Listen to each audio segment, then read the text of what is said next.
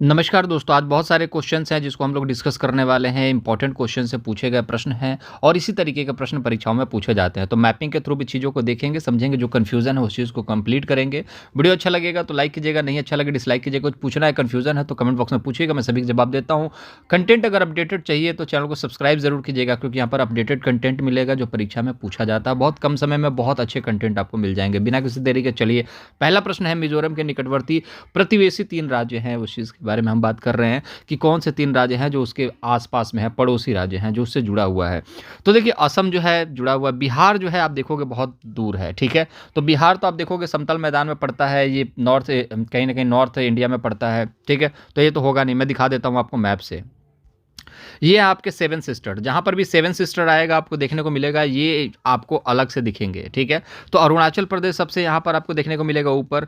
फिर ये असम देखने को मिलेगा। असम में आपको पता है, असम की बिहू सत्रिया, ये सारी चीज़ें आपको पता है। असम में बांस के घर बनाए जाते हैं, ये भी सारी चीज़ें आपको पता है, ठीक है। ये है नागालैंड, जहाँ का डांस जो है पूछ लिया जाता है, चोंग डांस। ये है आपका मणिपुर, ठीक है। और ये है मणिपुर, ठीक है। ये है आपका मिजोरम। मिजोरम मिजोरम का चिराव नृत्य आपको पता है, बहुत फेमस है चिराव नृत्य। मणिपुर में आपको ये भी बात पता है कि बहुत सारी चीज़ें हैं जो कि आदिवासी है वहाँ पर, कहीं ना कहीं आप देखोगे निवास करती है।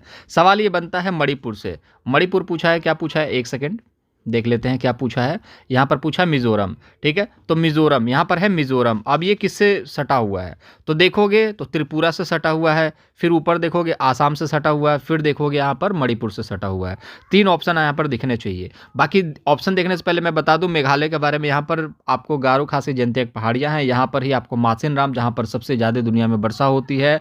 और यहाँ पर आप देखोगे तो चेरापूंजी, जिसको आप लोग पढ़ते थे पहले, अब जाकर के देखो तो मासिन राम हो गया, जहाँ पर सबसे ज़्यादा वर्षा होती है, ठीक है। तो मेघालय से इतना ही इंपॉर्टेंट है। मेघालय में एक नेफेंथिस पौधा पाया जाता है जो कि घटपाणी पौधा है, और उसको पीचर प्लांट भी कहा जाता है, सनड्यू भी कहा जाता है। बहुत सारे मतलब वेराइटीज़ हैं, लेकिन है तो बस यही है कि कीड़े मकोड़ों को खाता है। क्यों खाता है? क्योंकि उसको नाइट्रोजन की कमी होती है। नाइट्रोजन जहाँ नहीं होता वहाँ उग जाता है, अब नाइट्रोजन तो चाहिए ही। जैसे कि आपने एक पौधा देखा होगा, अमरबेल करके पौधा है, ठीक है। अब अमरबेल करके जो पौधा है वो प्रकाश संश्लेषण नहीं कर पाता, तो क्या करता है, दूसरे पौधों पर चढ़ जाता है और वहां से प्रकाश संश्लेषण की क्रिया को करता है, ठीक है।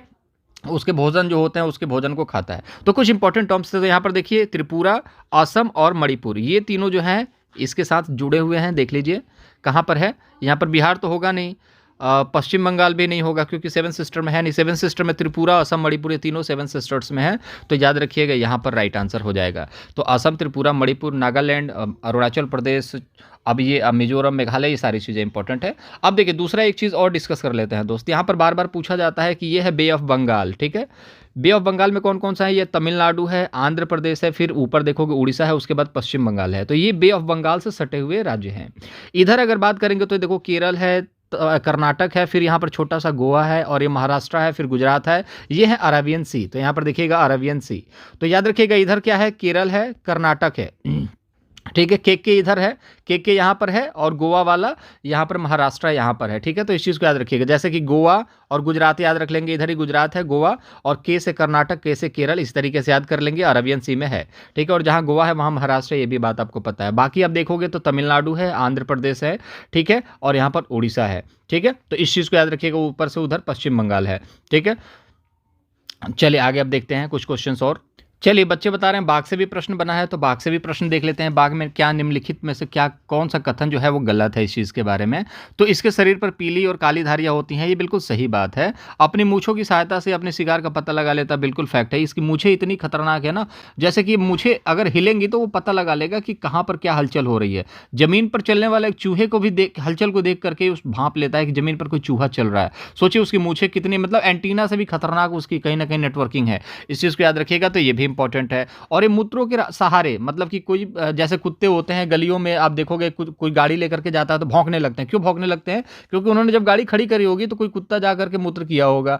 अब उस मूत्र की सुगंध को सूंघ करके वो भौंकने लगते हैं। ये कहाँ से आ गया हमारे एरिया में? इस कुत्ते की जो कहीं ना कहीं गंध की बात की जाएगी तो इस कुत्ते की गंध तो ऐसी है ही नहीं, हमने आज तक तो सूंघा ही नहीं। नया कुछ नया देखने को मिल रहा है, सूंघने को मिल रहा है। वैसे ही आपको टाइगर में भी देखने को मिलता है और बाघ में देखने को मिलता है। बाघ का जो नाम है पैंथेरा टाइग्रिस, ये हमारा देश का राष्ट्रीय पशु है। वैज्ञानिक नाम है टाइगरा पैथ्रिस, ठीक है। इस चीज़ को याद रखिएगा।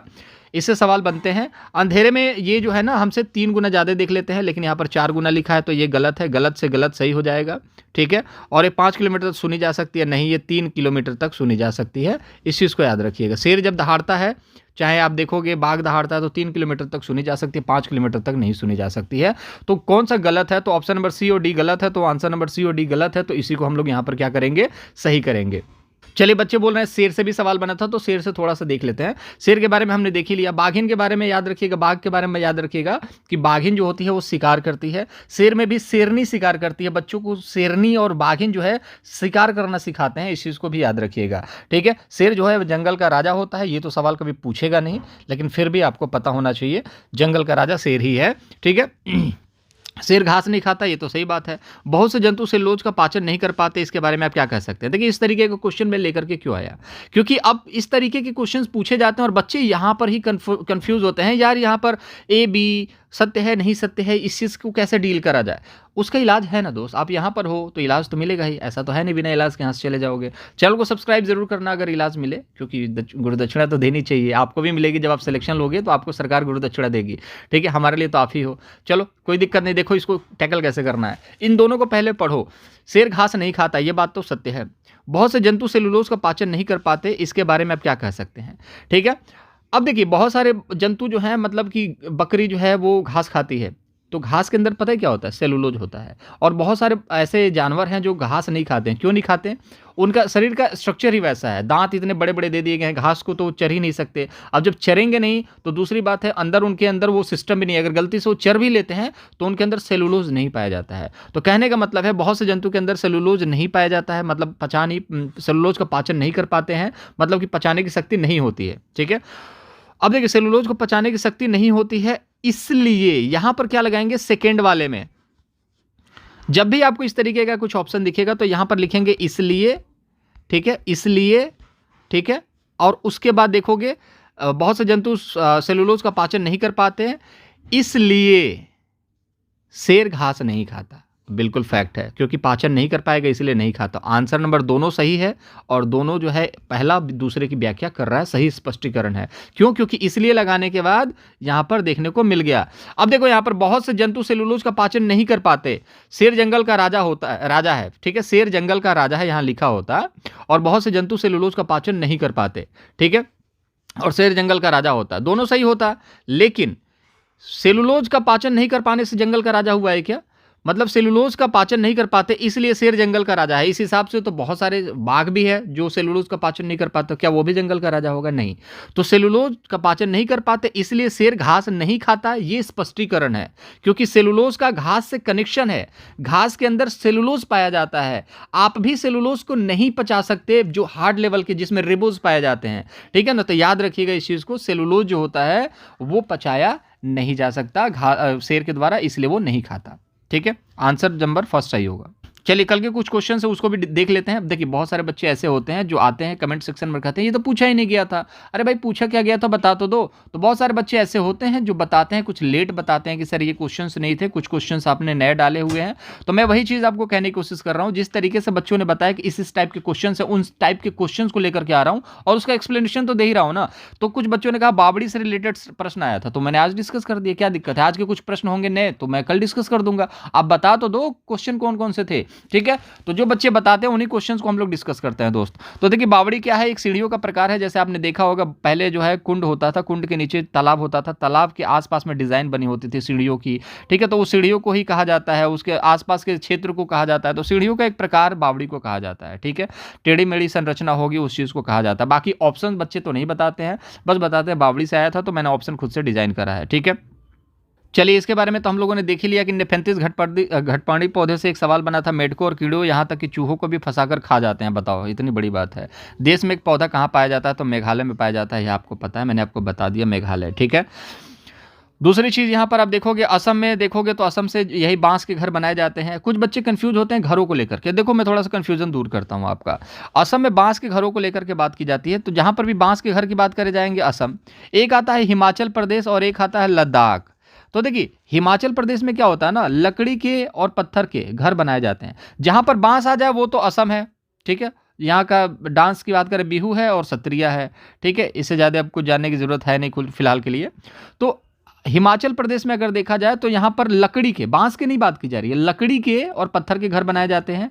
याद रखिएगा, लकड़ी के और पत्थर के घर बनाए जाते हैं। यहाँ पर भी ढालूनुमा आपकी आकृति होती है छत की, यहाँ पर भी ढालूनुमा आपको देखने को मिलता है। हिमाचल प्रदेश दोनों पहाड़ी एरिया है, आपको भी पता है। तो बांस में देखोगे कि ढालूनुमा, ताकि बर्फ जो आएगी वो पिघल करके नीचे गिर जाएगी। छत होगा तो बस बर्फ जो है पिघलेगी और पानी का रूप लेगी, तो इसे सीलन आएगा। इसलिए आप देखोगे ढालूनुमा छत होती है, इनकी भी ढालूनुमा छत होती है। बांस के बनाए जाते हैं, यहाँ पर लकड़ी के और पत्थर के बनाए जाते हैं। लेकिन लद्दाख में क्या होता है, 2 मंजिला बनाई जाती है, पत्थर की बनाई जाती है, लेकिन फर्श जिसमें जैसे आपके यहाँ टाइल्स लगता है ना, वहां पर फर्श लकड़ी की बनाई जाती है। तो कंफ्यूजन यहीं पे हो जाता है कि हिमाचल प्रदेश में लकड़ी का घर बनता है, और याद रखिएगा लद्दाख में जो होता है फर्श लकड़ी का बनता है। और जहां बांस आ जाए वहां पर असम। तो जहां पर बांस आए असम, जहां पर लकड़ी के घर की बात की जाए वो होता है आपका हिमाचल प्रदेश, जहां पर फर्श लकड़ी की आ जाए वो होता है लद्दाख, और जहां पर बात आ जाए कटीली झाड़ियों की, मिट्टी के घर की, वो आ जाता है राजस्थान। तो कुछ इंपॉर्टेंट क्वेश्चंस थे, इनको भी हम लोगों ने यहां पर डिस्कस कर लिया। चलिए, बैक्टीरिया से भी प्रश्न बच्चे बता रहे हैं, बैक्टीरिया से प्रश्न था उसको बता देते हैं। देखिए, निम्न में से कौन सा कथन सही नहीं है, फिर यहां पर आ गया सही नहीं है। तो इस तरीके के क्वेश्चन जब पूछे जाते हैं, बच्चे कहते हैं बहुत टफ था। बिल्कुल टफ है यार, जब नहीं है, जब आप लोग है वो पढ़ के जाते हो, फिर नहीं है पूछा जाता, फिर कथनों में पूछा जाता, टफ तो है।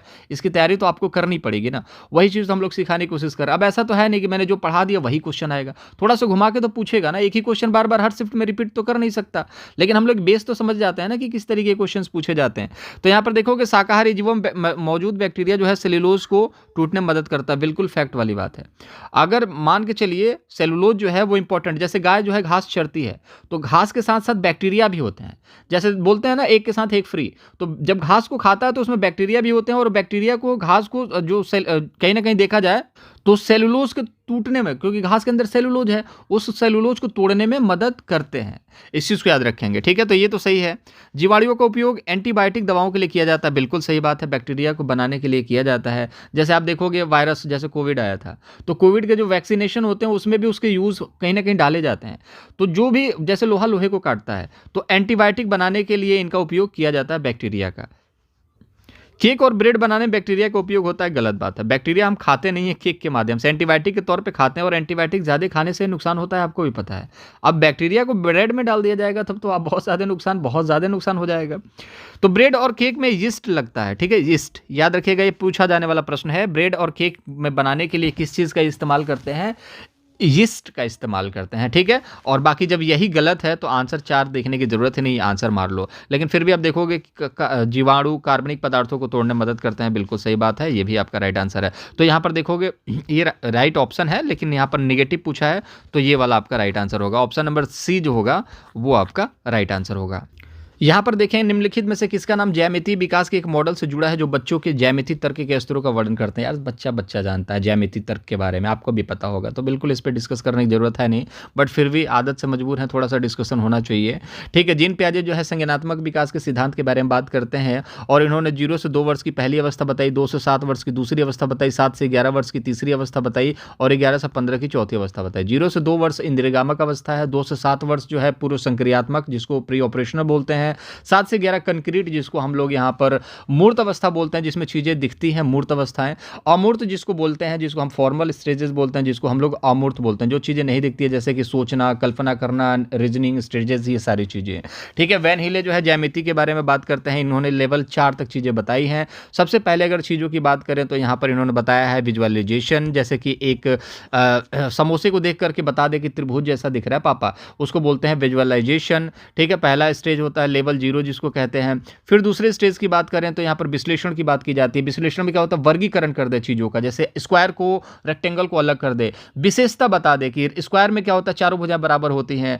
तो जहां पर भी विशेषता दिखे, वर्गीकरण, जहां पर ब दिख जाए उसको हम लोग विश्लेषण में रख देते हैं, विशेषता, वर्गीकरण। तो ये सब क्या होगा, जहां पर भी आपको क्वेश्चन में दिखे उसको बोलते हैं विश्लेषण, वर्गीकरण। तो इस विशेषता और वर्गीकरण, इसको विश्लेषण में रखते हैं। फिर आपका आता है अनौपचारिक, फिर चौथा आता है औपचारिक, फिर 5वां आता है स्वयं सिद्ध, ठीक है। स्किनर से यहाँ पर सवाल बनते नहीं है, इन्होंने क्रिया प्रसूत का सिद्धांत दिया था, इनके बारे में कुछ जानने की रिक्वायरमेंट है नहीं। तो कुछ मिला जुला कर देखा जाए, ज्यामिति के बारे में कौन बात करते हैं, वैन हिले। कॉन्फिडेंस आ रहा होगा, आ रहा है कि नहीं, बोलो आ रहा है ना, कॉन्फिडेंस आएगा दोस्त, धीरे धीरे सारे कॉन्फिडेंस आपको अंदर आएंगे, ठीक है। और इम्पॉर्टेंट यही है दोस्त, सीखना। देखिए पेडागोजी ऐसी चीज़ है ना जो ऐसे नहीं सीखी जाती यार, ऐसे नहीं आ जाएगा कि क्वेश्चन आंसर प्रैक्टिस कर लेने से आ जाएगा। पेडागोजी सीखना पड़ता है, आपको बहुत सारे एग्जाम्पल्स अपने दिमाग में सेट करने पड़ेंगे। जैसे बच्चों के लिए ईवीएस कक्षा में अधिकतम क्या होना चाहिए, बच्चों के लिए ईवीएस कक्षा में अधिकतम क्या होना चाहिए, वाद विवाद, ठीक है, अनुभवात्मक सीखना, कहानियाँ। देखिए ईवीएस सीखने के लिए क्या है, जैसे कहानियाँ सिखाने से ईवीएस सीखा जाता है, बिल्कुल फैक्ट है। सी तो है आपका राइट आंसर। एक टीचर जो है कहानियाँ सिखाता है। एक राजा था, उसके बगीचे थे, उस बगीचे में बहुत सारे फल लगे हुए थे। राजा को सेब पसंद था, आम पसंद बिल्कुल भी नहीं था, तो उसने आम के पेड़ों को कटवा दिया। जब पेड़ों को कटवा दिया तो देखने को मिला कि प्रकृति में तो ऐसा हो गया कि जैसे कि ऑक्सीजन की कमी हो गई। तो इस तरीके की कहानियों से बच्चों के अंदर रूढ़ी, मतलब कि कहीं ना कहीं देखोगे तो ज्ञान बढ़ता है, ठीक है। तो सी ऑप्शन देखेंगे क्या होना चाहिए, सी ऑप्शन जहां जहां है वो सही होगा। ये भी सही है, ये भी सही, ये भी सही, इसमें सी ऑप्शन नहीं है, इसको गलत कर देंगे।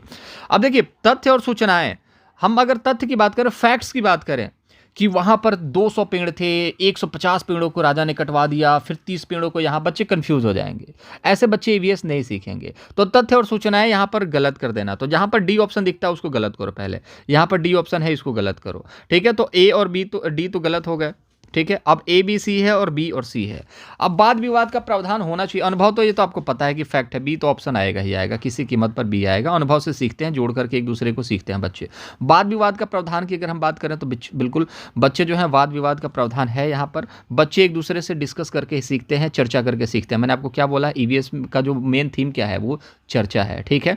मेन थीम क्या है वो चर्चा, चर्चा से ही बच्चे जो है यहाँ पर सीख सकते हैं। टीचर ने कुछ बताया, बच्चों ने भी उससे पूछा, बच्चों से चर्चा की जाएगी, समूह में बैठा दिया जाएगा, फिर चर्चा की जाएगी। तुम आम के बारे में बोलो, तुम अमरूद के बारे में बोलो, तुम केले के बारे में बोलो, तो तुम सेब के बारे में बोलो, तो चर्चाएं होंगी, ठीक है। भोजन के बारे में, तुम्हारे संस्कृति में क्या होता है होली में, तुम्हारे संस्कृति में ईद में क्या होता है, ये सारी चीज़ें यहाँ पर देखी जाती है, ठीक है। तो आंसर नंबर ए बी और सी तीनों सही है, ए बी सी तीनों सही है। ऑप्शन नंबर सी जो हो जाएगा आपका राइट आंसर। चलिए यहाँ पर देखिए, भोजन विषय के मुद्दे पर विद्यार्थियों के लिए सार्थक और प्रमाणिक हो सकते हैं। जैसे एक भोजन का विषय है जहाँ उस मुद्दे पर क्या एक प्रमाणिक क्या हो सकता है, मतलब किस तरीके से हम भोजन पर चर्चा कर सकते हैं। तो आजकल आपको टीवी में पता ही है किसी इशू को रख करके चर्चा करी जाती है, और जब इशू को रख के चर्चा की जाती है तो उसके बारे में कुछ चर्चाएं, मतलब कुछ निष्कर्ष नहीं निकलता। लेकिन आप कैसे निष्कर्ष निकाल सकते हैं, तो मुद्दों के इर्द गिर्द समूह कार्य और चर्चाएं आयोजित, मुद्दों के इर्द गिर्द। टीवी टेलीविजन में क्या होता है, इर्द गिर्द नहीं घूमा जाता है, यहाँ पर इर्द गिर्द ही घूमना है। चावल के बारे में बात की जाएगी, चाहे मान के चलिए गेहूं के बारे में बात की जाएगी, तो बोला जाएगा इसके बारे में चर्चा होगी, तो यार गेहूं जो है वो रबी की फसल है, चावल जो है वो खरीफ की फसल है। इस तरीके से चर्चाएं होंगी और चर्चाओं में बहुत सारी चीज़ें होंगी। तो यहाँ पर याद रखिएगा यही आपका सही आंसर होगा। लेकिन अगर बात करें प्रश्नोत्तरी के बारे में, प्रश्नोत्तरी बताओ चावल कब होता है, तो चावल होता है, कौन सी फसल है वो, तो खरीफ की फसल है। इससे क्या मिलेगा, इससे मतलब कुछ सार्थक चीज़ें निकल कर आ रही हैं कुछ, मतलब यहाँ पर चर्चा होना चाहिए मुद्दों को लेकर के, क्योंकि ये ईवीएस है, ईवीएस में चर्चा इंपॉर्टेंट है। शिक्षकों के द्वारा प्रदर्शन किया जाए, शिक्षक जो है मान के चलो कोई इवेंट चल रहा है और दाल चावल 4 रोटी और सब्जी पनीर की ले रखा है, सलाद ले रखा है, सारी चीज़ें, तो इससे टीचर बहुत खाते हैं, खाना चाहिए हेल्दी रहने के लिए। तो शिक्षकों द्वारा प्रदर्शन किया जाए खाने को लेकर के, भोजन को लेकर के, मार्च निकाल दे टीचर, तो इससे कुछ फ़ायदा नहीं होगा। बच्चा जब करके सीखेगा तब फायदा होगा, टीचर का तो मतलब ही नहीं बनता, टीचर तो सेंटर में है ही नहीं। पाठ्य पुस्तक तो ऐसे ही गलत हो गया। Option number first right answer. चलिए, समालोचनात्मक शिक्षण शास्त्र दृढ़ता से किस बात में विश्वास करता है, बच्चा विद्यालय के बाहर जो कुछ भी सीखते हैं वो अप्रासंगिक है, गलत बात है। विद्यालय से बाहर जो बच्चा सीखता है सही बात है। शिक्षार्थियों के अनुभव दृष्टिकोण महत्वपूर्ण है, ठीक है। सदैव कक्षा के निर्देशों का, सदैव मतलब हमेशा, ठीक है, ये भी गलत हो गया। शिक्षार्थियों को स्वतंत्र रूप से तर्क करने की आवश्यकता नहीं है, क्यों नहीं है भैया, तर्क करेगा, खुद से करेगा, स्वतंत्र है उस चीज़ के लिए। तो देखिए समालोचनात्मक चिंतन क्या होता है, बच्चों के जो सोचने के विकास को ना तेज करता है। तो उनके अनुभव होते हैं, सही है गलत है वो मैटर नहीं करता, लेकिन उनके अनुभव होने चाहिए। गलत है तो उसको सही करा जाएगा, लेकिन कम से कम अनुभव तो है, क्योंकि त्रुटियों का स्थान है। आप भी जानते हैं कि त्रुटियां एक संसाधन के रूप में इस्तेमाल करनी चाहिए, क्योंकि बच्चा अगर गलती कर रहा है तो सीख रहा है। मैं फिर एक बार कह रहा हूं कि ये क्वेश्चन जो है बच्चों ने जैसा बताया है उसके हिसाब से क्वेश्चन डिजाइन किए गए हैं। इसी तरीके के सेम ऑप्शन आपको नहीं मिलेंगे। अगर आपको पता है तो आप बताओ, मैं सेम ऑप्शन पर क्वेश्चन बना करके प्रैक्टिस करा दूंगा, लेकिन वो तो बताना है नहीं। लेकिन कमेंट बॉक्स में कुछ लोग कहेंगे ये तो बिल्कुल नहीं पूछा गया था, इससे क्वेश्चन आए नहीं थे, तो नहीं आए थे तो बता दो क्वेश्चन ना, ये सब बोलने से कोई फायदा नहीं है, ठीक है। ये बच्चों की प्रैक्टिस के लिए क्वेश्चन कराए जाते हैं कि इसी तरीके क्वेश्चन पूछे जा रहे हैं, बच्चे कम से कम सीखें, ठीक है। चलिए यहाँ पर देखेंगे जल थीम से संबंधित मुद्दों को प्रभावी ढंग से सिखाया जा सकता है। कैसे सिखाया जा सकता है? तो रोल प्ले आयोजित करके, बच्चों के बीच वास्तविक संवाद को प्रोत्साहित करके, संरचित क्षेत्र भ्रमण को आयोजित करके, बिल्कुल सही बात है। रोल प्ले कराया जाएगा पानी को लेकर के, आपको पता है रोल प्ले कराया जाता है क्लासेस में जब आपका कोई इवेंट होता है, जैसे 26 जनवरी है, पानी पर एक इवेंट हो गया, पानी बहुत एक पता चले कि पानी हाथ धुलता है, फिर पानी खुला छोड़ देता है, फिर एक दिन आता है कि पानी खत्म हो जाता है और सभी लोग प्यासे मरने लगते हैं। तो इससे क्या मिलेगा? इससे संबंधित मुद्दों को कहीं ना कहीं बल मिलेगा और जल को लेकर के लोग कहीं ना कहीं सचेत हो जाएंगे कि जल को वेस्ट नहीं करना है। रोल प्ले को बच्चों के बीच वास्तविक संवाद को प्रोत्साहित करना चाहिए। बिल्कुल, जो चीज़ें ये की जाती हैं ये वास्तविक संवाद को प्रोत्साहित करती हैं। ठीक है, अब यहाँ पर देखोगे कि वास्तविक मतलब जीवन से जुड़ा हुआ, कि बोला गया कि यार जल को बचाना चाहिए। एक बोला अरे हमारे बचाने से क्या होगा यार, तो उसने बोला कि यार देखो तुम बचाओगे फिर तुम्हारे जैसे हज़ारों लोग बचाएंगे, तो मान लो तुम 1 लीटर बचाते हो तो हज़ार लोग 1000 लीटर बचाएंगे, तो जल बचेगा ना यार। ठीक है, और जल बचेगा तो और जल कहीं ना कहीं इकट्ठा होगा, लेकिन जब चीज़ें सूखती हैं तो सूखती चली जाती हैं, इस चीज़ को याद रखना। ठीक है, तो संरक्षित क्षेत्र, अब जो भी क्षेत्र है उसका भ्रमण कराया जाए कि देखो ये पहले यहाँ पर नदी हुआ करता था, पोखरा हुआ करता था, लेकिन जल का इतना इस्तेमाल हुआ, भूमिगत जल का इतना वेस्टेज हुआ, तो कहीं ना कहीं आप देखो तो ये सारी चीज़ें सूखा पड़ रहा है, फसलें खराब हो जाती हैं सूखा पड़ने की वजह से। इस तरीके से क्षेत्रों का आयोजन करना भी इंपॉर्टेंट है। निबंध लिखने के लिए कहोगे जल पर निबंध लिखो, इससे बच्चा क्या सीखेगा? रट करके जाके 4 चीज़ें पर बता देगा। ठीक है, जल ही जीवन है, जल हम खाना खाने के बाद पानी पीते हैं, पानी की रिक्वायरमेंट होता है, धरती पर कुल मिला जुला के 97% जो जल है वो लवणों की मात्रा में है, जैसे समुद्रों में है। 3% जल जो है वो पीने योग्य है। उन 3% में से भी 75% जो जल है वो ग्लेशियर पर है, उनमें से भी सिर्फ और सिर्फ 25% जल जो है भूमिगत जल के रूप में जो हम लोग पीते हैं। अब इससे क्या मिलेगा? कुछ मिलेगा? कुछ नहीं मिलेगा। संबंधित मुद्दे आप मम्मी पापा के सर से तो निकल जाएंगे, बाकी लोगों के सर से निकल जाएंगे, इसलिए ये सारी चीज़ें गलत हैं। याद रखिएगा ऑप्शन फर्स्ट, सेकंड, थर्ड कहीं दिख रहा है क्या? ABC फर्स्ट नंबर ऑप्शन सही होगा। तो अगला प्रश्न है यहाँ पर चांगपा जनजाति, जो कि कल का प्रश्न है। बच्चों ने बोला चांगपा जनजाति से भी प्रश्न बना था। तो देखिए ये कहाँ पर रहते हैं? ऊंचे ठंडे पहाड़ों पर रहते हैं, कहने का मतलब पर्वतों पर रहते हैं, जैसे कि लद्दाख वगैरह एरिया में यहाँ पर इनको देखा जाता है। ठीक है, तो इससे सवाल बन गया। अब इसका मतलब ये थोड़ी ना है कि हमने नहीं पढ़ा, ये तो किसी ने नहीं पढ़ा। चांगपा जनजाति से कौन पूछेगा प्रश्न? सीटेट के एग्जाम में इतने मुश्किल सवाल कहाँ पूछे जाते हैं? तो ISPCS के सवाल को फेल कर दिया। ठीक है, तो इसलिए पूछे जाते हैं ताकि बच्चे डिस्टर्ब हो जाएं। ठीक है, तो याद रखिएगा पहाड़ जो ऐसे होते हैं, याद रखिएगा पठार जो होते हैं वो ऐसे होते हैं। ठीक है, इसको भी याद रखिएगा। तो ये है पठार, पर्वत है जो कि आपको तिकोना ऐसा दिखेगा, और ये है पठार। ठीक है, ये ऐसा समतल दिखता है। ठीक है, और समतल मैदान जो होता है ऊंचाई नहीं होती, जैसे कि आप यूपी बिहार के लोगों को देखोगे वहाँ पर रहते हैं।